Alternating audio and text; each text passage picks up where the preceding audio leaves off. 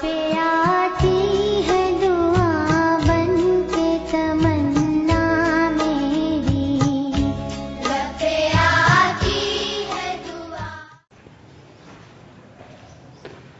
बिस्मिल्लाहिर्रहमानिर्रहीम। Welcome to government boys high school Kashmir colony number 1। Headmaster sir Imam Bakhsh Soomro ऐं subject teacher Inayatullah शरीफ़ तरफ़ां सभिनी प्यारनि शागिर्दनि खे ख़ुशि आमदीद। प्यारा ॿारो, अॼु असां क्लास 6 जो सब्जेक्ट पढ़ंदासीं साइंस, जंहिंजो टॉपिक आहे इंसानी बदन में मौजूद जीव घरड़ा।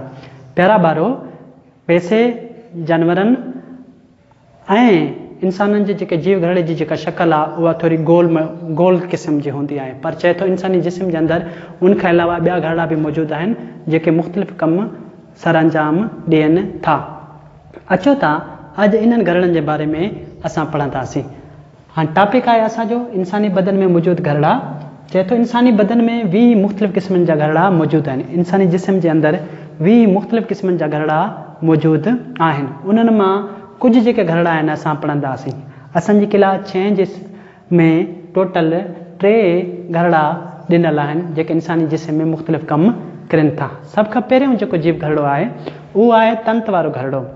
तंत वारो घरड़ो छा आहे?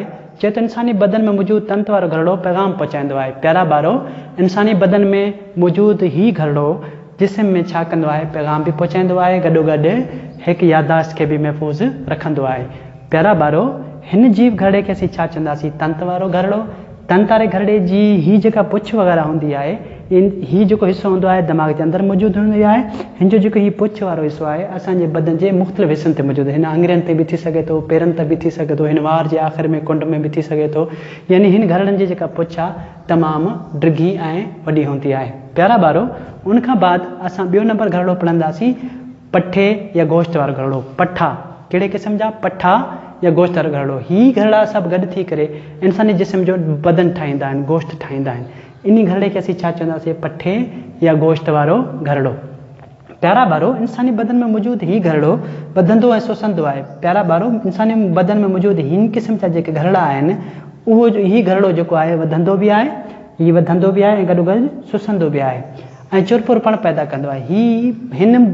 हिन घरड़नि जे करे इंसानी जिस्म जे अंदरि जेका चुरपुर थींदी आहे उहा हिन घरड़नि जे करे मुमकिन आहे। यानी हिन घरड़ा जेके आहिनि कॾहिं हीअं वॾा बि थी वञनि था, हीअ नंढा बि थी वञनि था। यानी सुसंदा बि आहिनि, गॾोगॾु फुंडंदा बि आहिनि, सुसंदा बि आहिनि ऐं फुंडंदा बि आहिनि। प्यारा ॿारो, उनखां बाद में असां वटि 3 नंबर जो घरड़ो आहे जंहिंखे असीं चवंदासीं ॻाढ़ी रत वारो घरड़ो। कहिड़ो घरड़ो?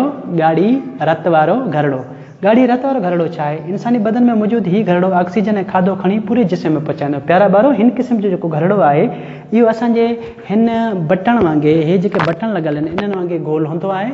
इहो इंसानी जिस्म में हिकु जॻह खां ॿिए जॻह ताईं हिकु त खाधो खणी पुॼाईंदो आहे, ॿियो ऑक्सीजन खणी पुॼाईंदो आहे। प्यारा ॿारो, इंसानी जिस्म में टोटल 20 क़िस्म जा मुख़्तलिफ़ घरड़ा मुख़्तलिफ़ क़िस्मनि जा कम सर अंजाम ॾींदा आहिनि, पर उन्हनि मां असां अॼु घणा पढ़ियासीं? टोटल 3। अॻी लेक्चर में असां ओजन जे बारे में पढ़ंदासीं। असांजे फेसबुक पेज खे लाइक कयो, शेयर कयो ऐं कमेंट्स में पंहिंजी राय ज़रूरु ॾींदा। तेसिताईं उस्ताद इनायतुल्लाह शरीफ़ खे ॾींदा इजाज़त। ख़ुदा हाफ़िज़।